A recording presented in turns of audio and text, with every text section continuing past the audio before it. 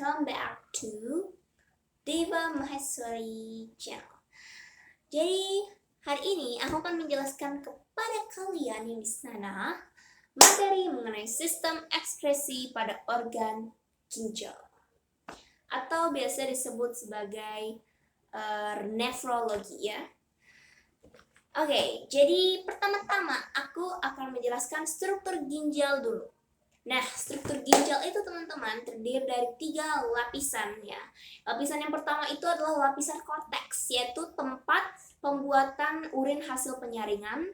Kemudian yang kedua yaitu medula yang merupakan juga tempat pembuatan urin hasil penyaringan.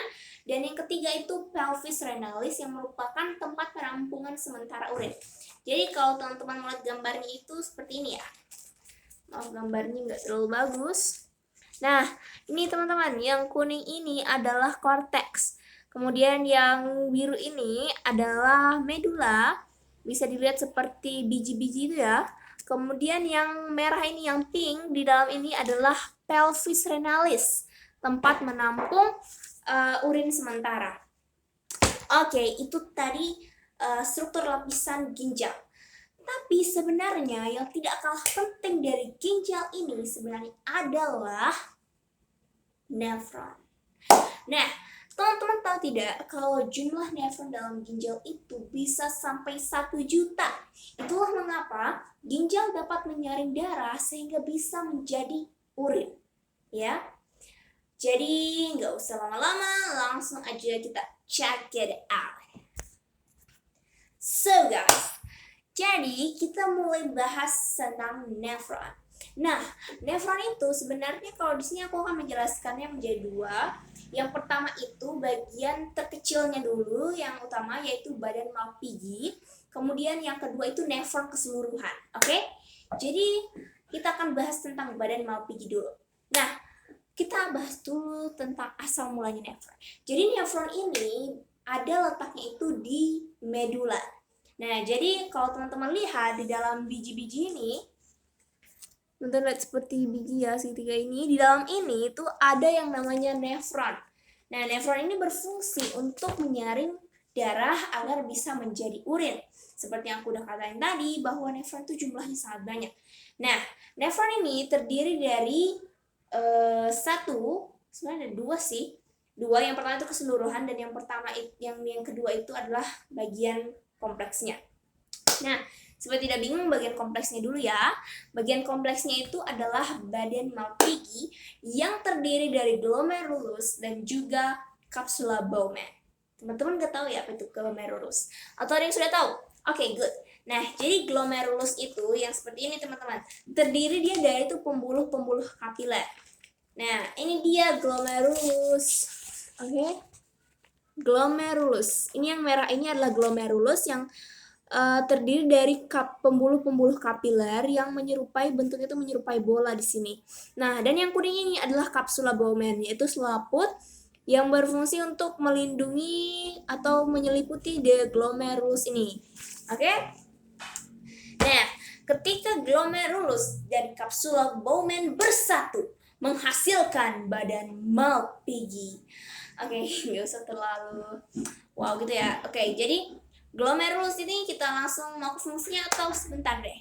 Oke, kita langsung lanjut ya. Soalnya ini kan hanya bagian kompleksnya. Sebentar aku akan jelaskan lagi di bagian keseluruhannya. Nah, sekarang kita akan lanjut bahas ke bagian keseluruhan nefron. Bagian keseluruhan nefron itu seperti ini teman-teman. Yaitu seperti saluran ini. Tuh misalnya. Oke. Jadi ini yang coklat ini adalah pembuluh darah kapiler. Oke, dia masuk. Nah, ini namanya arteri aferen. Berfungsi untuk membawa masuk darah. Kemudian yang kita sudah tahu tadi apa teman-teman? Ya, glomerulus. Nah, ini adalah glomerulus dan ini adalah kapsula Bowman. Nah, di sini saluran kuning ini namanya adalah tubulus contortus proximal.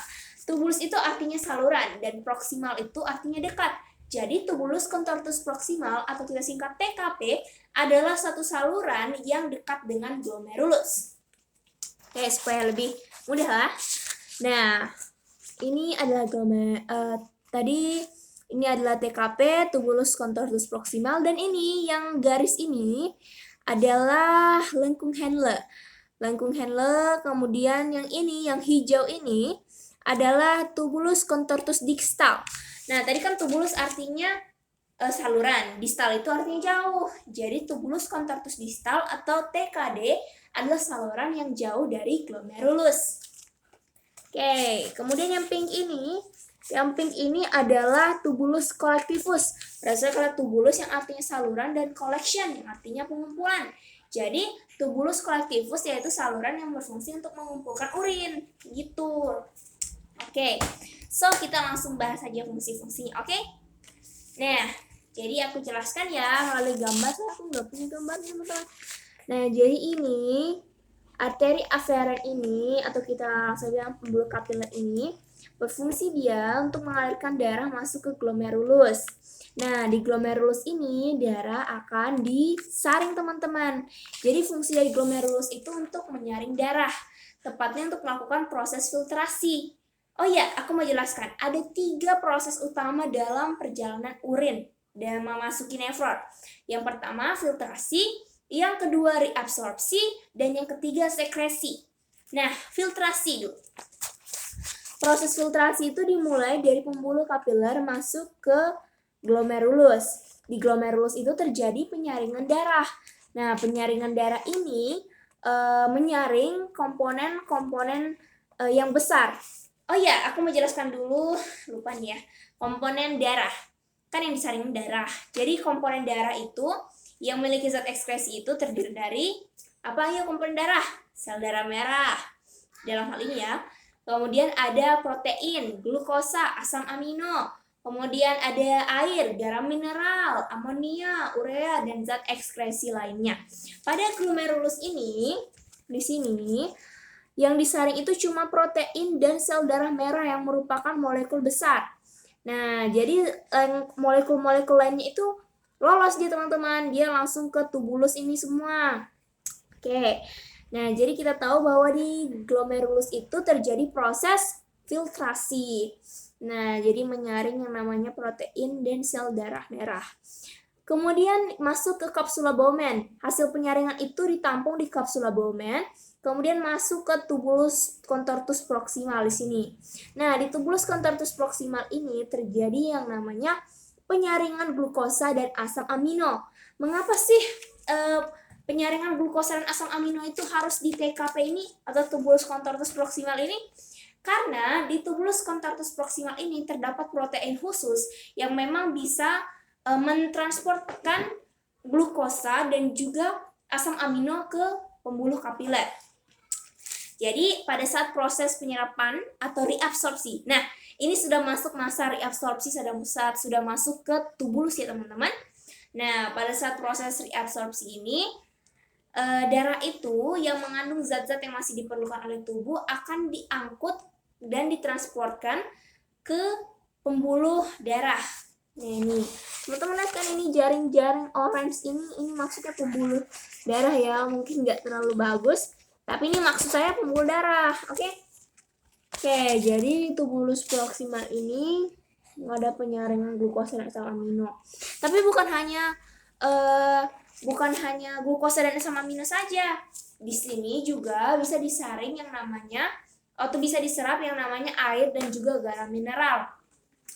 Jadi penyaringan air dan garam mineral ini ada di seluruh tubulus ya, teman-teman. Dia berlaku di seluruh tubulus ini. Mulai dari tubulus contortus proximal, lengkung Henle, kemudian TKD, maupun juga di sini nih di tubulus collectivus. Jadi garam dan mineral itu disaring di semua tubulus ini.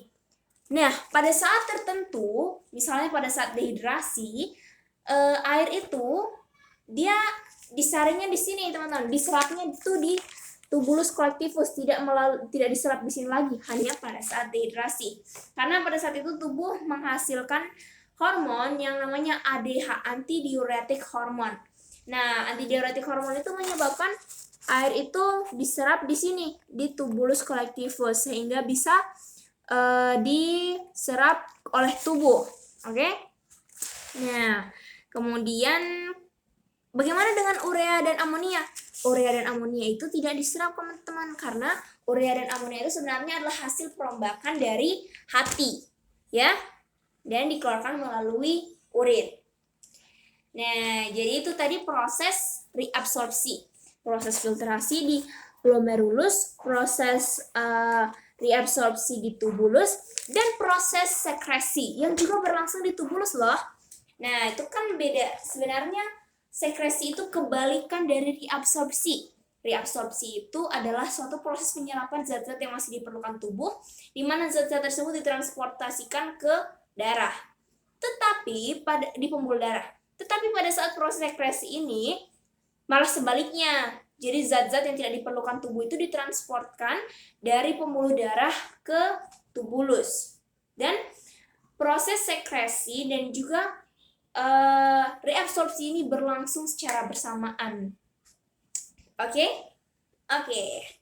Nah, itu dia tadi proses pembentukan urin. Jadi kita tahu bahwa pembentukan urin itu dimulai dari tahap filtrasi, reabsorpsi, hingga sekresi, dan terciptalah suatu urin yang memang benar-benar urin. Nah, jadi pada akhirnya urin itu hanya mengandung 5 macam, yakni garam, mineral, air, urea, amonia, dan zat ekskresi lainnya. Urin tersebut kemudian dikumpulkan di tubulus collectivus. Nah, tubulus collectivus itu banyak macamnya ya, banyak batangnya maksudnya. Itulah mengapa batang-batang itu berfungsi nanti untuk mengalirkan urin dari nefron yang lain. Nah, urin-urin dari nefron ini kemudian akan dialirkan ke pelvis renalis dan akan ditampung sementara di sana, teman-teman. Setelah itu, dari pelvis renalis akan dialirkan ke ureter. Oke, melalui ureter. Oh iya, aku lupa nih bahas. Ginjal itu juga punya teman-temannya loh agar bisa berfungsi sebagai organ ekskresi. Nah, apa saja sih teman-teman ginjal? Nah, jadi itu kita akan bahas. Yang pertama yaitu kan ginjal.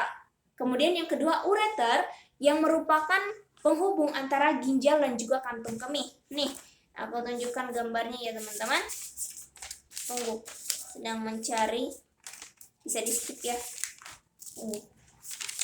Mana sih? Nah, ini dia. Ini dia teman-teman. Ini ureter. Nah, ini ginjal. Ini kan ada yang paling atas ini pembuluh arteri, bawah masuk yang mengandung zat ekskresi, kemudian keluar itu darah yang udah mengandung sedikit zat ekskresi di sini, Vin. Aku lupa tadi bahas.